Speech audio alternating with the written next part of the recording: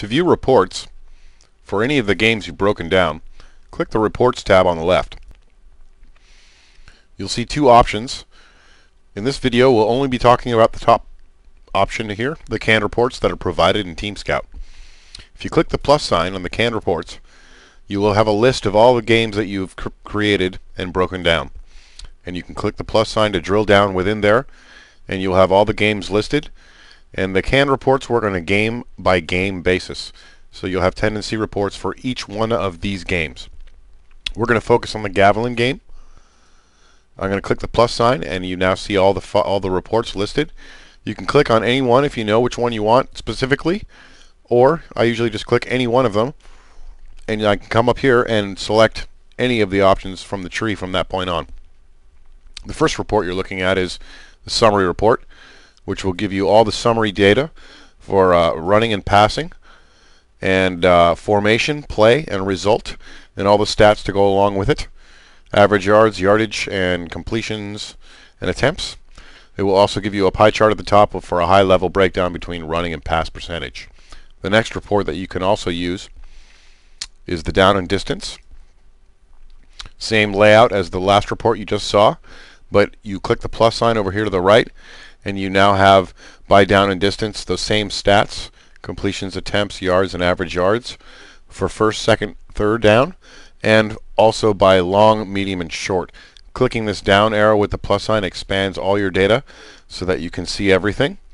And then clicking the plus sign with the minus, the arrow with the minus, you can put everything back to the way it was. All reports that you see here, by the way, are printable by clicking the print icon, and it will take you to a print spooler that looks much like any other print spooler that you have for Windows. And there's the print preview, and you would print by clicking this icon right here. I'm not going to print anything because that wouldn't work for a video. So moving on to the next report is a handy report for a report that you can print out and take down to the field and use it during game situations to help you make your defensive calls. You've got first, second, third, and fourth down broken down by long, medium, and short, and the pie charts that show you their running and pass percentages in each of those situations. Very, very useful for game time decisions. The formations report will take all of those plays that you have broken down in that game and show them by formation, and then give you all the data to go along with it. So you can see we've got far right wing, ace tray, and all the different formations they ran. You'll get a little breakdown of all the stats for this formation and the plays that were run out of this formation. And then over to the right, you've got pie charts that let you know what their tendencies are for that formation, whether they like to run primarily or pass primarily, or a little bit of both, as you can see in some of these. Some of these are very, very helpful. You can see this is primarily a passing only formation, as well as this one, which is actually pretty interesting because that looks like a running formation when you look at it. So as you can see, you can get a lot of good stuff out of this type of detail. We've got 5 pages of 29 formations. This can be printed out as well by clicking the icon. The hit chart will break down the running game and their success in all of the gaps that you see along here. As you can see in this, everything's highlighted. The brighter the yellow, the more frequent the attempts are to that hole, and then they tame out to gray. So as you can see there, most attempts are here, but also you can see they like to run here. And if you look at the yardage, when you combine these two, they're racking off some big yards, and they're running to the middle about 36% of the time. So a lot of good information for the running game here.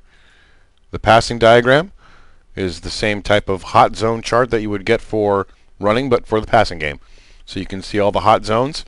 The brightest red is the most frequent attempts. You can see 25 attempts out of the total 20 passes he made. 25% of the time he went to this zone right here.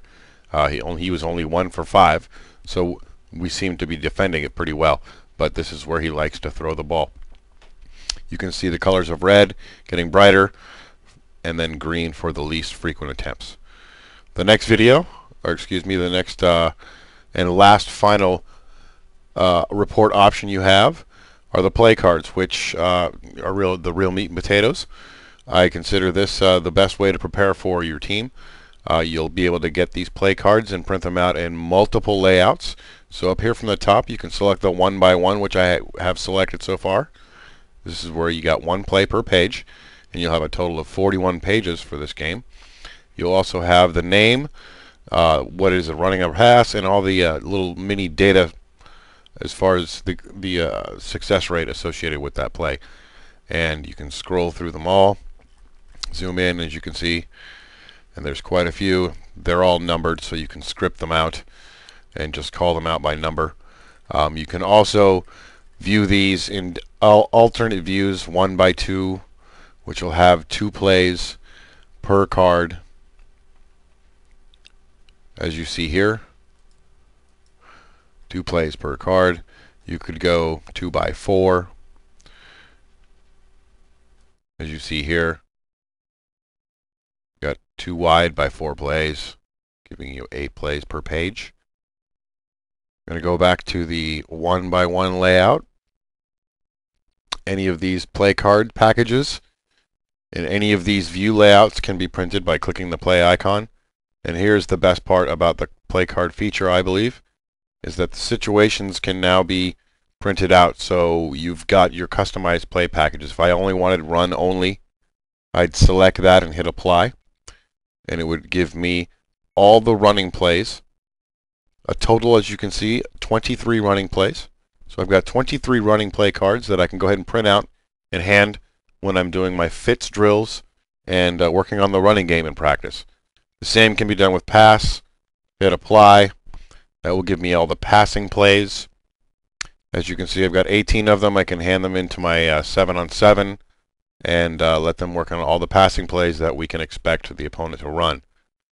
Furthermore, you can select all the different downs and distances, first and shorts, first and longs, second and shorts, third and longs, all their third down plays. There are any formations. If you wanted to select a formation that you wanted to focus on, you could select any one of the formations that they ran, and it would print out all those packages for those formations. Personnel groups, you can do multiple personnel groups. So for all 2-back personnel, you could enter in 21, 22, and I don't know, 20 personnel. And it will give you all those personnel packages and any play cards associated with 2-backs. We've got 9 play cards out of the 20 personnel or 2-back personnel, as you can see here, and you can print those out and work on that. So there's a lot of customization here. So that is a quick overview of the reports that are available in TeamScout.